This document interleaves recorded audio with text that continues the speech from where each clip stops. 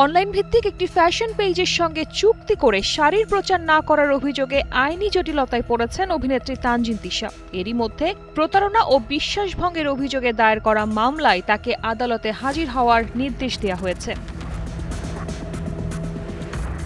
মামলার অভিযোগে বলা হয়েছে, অনলাইন ফ্যাশন পেজ আপনিয়া থেকে 28,800 টাকা মূল্যের একটি শাড়ি নেন তানজিন তিশা। বিনিময়ে শাড়িটি পরিধান করে সামাজিক যোগাযোগ মাধ্যমে পেজটির প্রচারণা চালানোর আশ্বাস দেন তিনি। এ বিষয়ে ভয়েস ও টেক্সট মেসেজের মাধ্যমে প্রতিশ্রুতি দেওয়া হয়েছিল বলেও দাবি বাদীপক্ষের।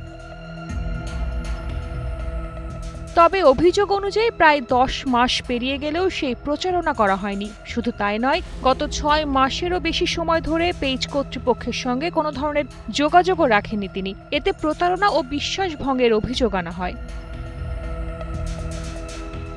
সুস্থ জীবন, সুন্দর পৃথিবী। এ ঘটনায় পেজটির প্রশাসক আমিনুল ইসলাম 2025 সালের নভেম্বরে আদালতে মামলা দায়ের করেন।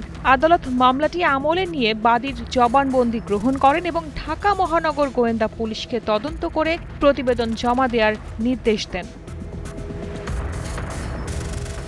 বাদীপক্ষের আইনজীবীর দাবি, আইনি নোটিশ পাঠানোর পরও কোনো সাড়া না পাওয়ায় আদালতের দ্বারস্থ হন তারা। পরে আদালতের নির্দেশে ডিবি পুলিশ তদন্ত শেষে প্রতিবেদন দাখিল করে।